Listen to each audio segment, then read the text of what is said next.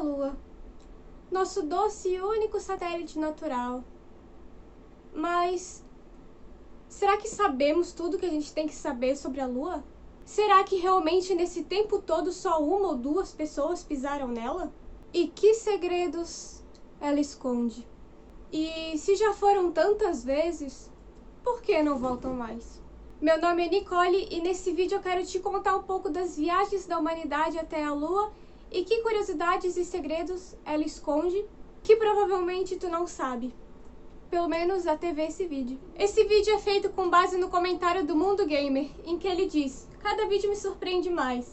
Uma curiosidade que eu queria saber é: por que o homem não voltou mais à Lua e os segredos que ela esconde? Obrigada pelo comentário e pela sugestão, e se tu também tem sugestão, manda aí, eu tô salvando todas, eu juro. Eu gosto bastante da sugestão de vocês, que me ajuda muito na hora de criar vídeo. Pra começar realmente bem do começo, tu acha que foi só na época da guerra que a humanidade teve interesse em exploração espacial? Não. E se eu te contar que o primeiro filme de ficção científica da história foi sobre a Lua? Então, no ano de 1902, já existia um filme sobre viagem espacial. O filme chamado Le Voyage dans la Lune, ou Viagem até a Lua, já retratava dessa ânsia humana de descobrir a Lua. Que tem aquela famosa imagem que talvez tu até conheça, quando a nave aterrissa no olho direito da Lua. Embora esse filme quisesse retratar a viagem à Lua de uma forma inovadora e criativa, a realidade tende a ser decepcionante. Todos nós queríamos que esse avanço da nossa civilização tivesse sido de uma maneira puramente científica e que agregasse valor aos interesses do conhecimento, mas a gente sabe que aconteceu num período bem conturbado chamado Guerra Fria, em que os Estados Unidos e a União Soviética disputavam uma dominância no mundo todo, que acabou resultando em uma competição e uma corrida espacial. Tudo para mostrar quem era o melhor, tanto no desenvolvimento tecnológico e científico, quanto até mesmo na política. Então, por mais que tenha vindo diretamente da merda, não deixa de ter sido um puta feito ter viajado pra Lua. Quase todo mundo sabe da nossa primeira viagem até a Lua e até mesmo conhece o nome do Neil Armstrong, que foi o primeiro humano que pisou lá na Lua, que aconteceu no dia 20 de julho de 1969, quando a nave Saturno V da missão Apollo 11 finalmente chegou na Lua, alunizando o módulo Eagle junto com o Buzz Aldrin. Alunizar é a mesma coisa que aterrissar. Aterrissar, pousar na Terra, alunizar, pousar na Lua. Enquanto isso, Michael Collins pilotou sozinho o módulo de comando Columbia em órbita da Lua, enquanto o Armstrong e o Aldrin passaram um total de 21 horas e meia lá na superfície da Lua, até se reencontrar com Collins. Eles saíram aqui da Terra pelo terceiro estágio do foguete Saturno V e viajaram por até 3 dias até entrarem na órbita da Lua. E após 8 dias no espaço, eles voltaram em segurança e amerrissaram no Oceano Pacífico em 24 de julho. Amerrissar é pousar na água, que foi o jeito que eles voltaram para a Terra. A alunissagem foi transmitida mundialmente pela televisão. Aí, o Neil Armstrong pisou na superfície lunar e falou aquela tão famosa frase: I'm gonna step off the limb now.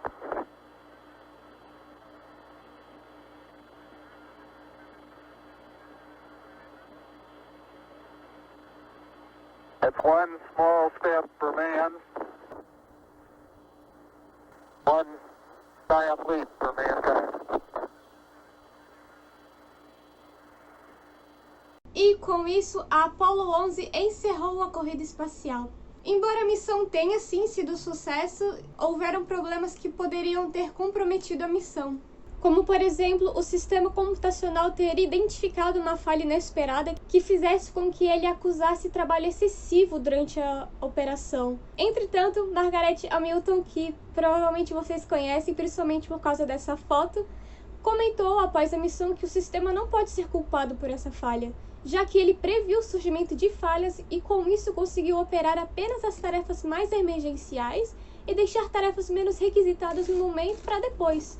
Então, se não fosse pela excelentíssima Margaret Hamilton, a diretora de programação, e pela equipe e pelos computadores, poderia ter dado muito mais problemas essa missão. Pra ver como programação e computadores são muito importantes. Imagina um nível técnico pra viajar pra Lua, meu Deus. Isso é só o detalhe da primeira viagem, mas já tiveram tantas e uma tão diferente da outra. E diferente do que a maioria das pessoas sabe, já foram tanta gente, já pisaram 12 pessoas na Lua. E não só um ou dois, como a gente é acostumado a aprender. E tudo isso só entre os anos de 1969 e 1972. Então em 3 aninhos já pisaram 12 pessoas. Um bom exemplo para citar uma das minhas missões preferidas, que foi a Apollo 15, quando o 7º homem que já pisou na Lua, David Scott, demonstrou mais uma vez como a teoria do tão querido Galileu Galilei sobre os corpos estava correta. Sobre como 2 corpos de massa diferente, como por exemplo um martelo e uma pena,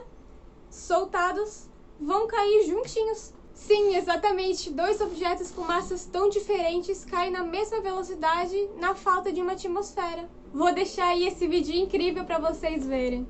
Where would be a better place to confirm his findings than on the moon?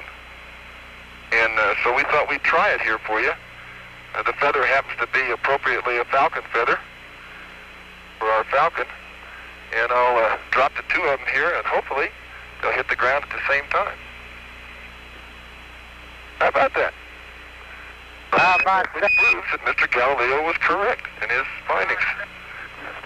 E anos depois, a Apollo 17, que levou o 11º e o 12º homem à Lua, os últimos, marcou o fim do programa. E nessa última missão foram recolhidos 115 quilos de amostra da Lua. Então, em 1972, foi a última vez que o homem pisou na Lua. Mas, como muita gente aqui deve saber, as pegadas dos astronautas estão imortalizadas para sempre lá. Como a Lua não tem atmosfera, não tem nada que vai tirar as pegadas desses astronautas de lá. Acho que já deu para notar que até mesmo antes das viagens, a gente já tinha uma boa ideia das características da Lua. Então, depois que já foi tanta gente pra lá, a gente já sabe praticamente tudo que a gente tem que saber sobre ela. A gente já chegou num ponto que, pelo menos na superfície, não tem mais nada pra descobrir do nosso satélite natural. Então, por isso, não tem interesse de ficar levando toda hora a gente pra Lua, já que além de ter que ser uma missão extremamente cautelosa, com riscos enormes, é caro pra caralho. Então, não tem mais por que ficar levando gente pra Lua. O custo não vale a pena, sendo que a gente já sabe praticamente tudo que tem que saber sobre ela. Exceto o bilionário filho da puta. Enquanto tem pessoa com dificuldade de conseguir pagar a comida e ir pro médico, os bilionários estão indo pro espaço. Claramente com um puta movimento egocêntrico e jornada de marketing. Enfim, dá pra ter um vídeo só sobre isso. Só queria terminar essa parte com a minha frase preferida. O surpreendente não está em bilionários indo pro espaço, mas o fato de bilionários ainda existirem.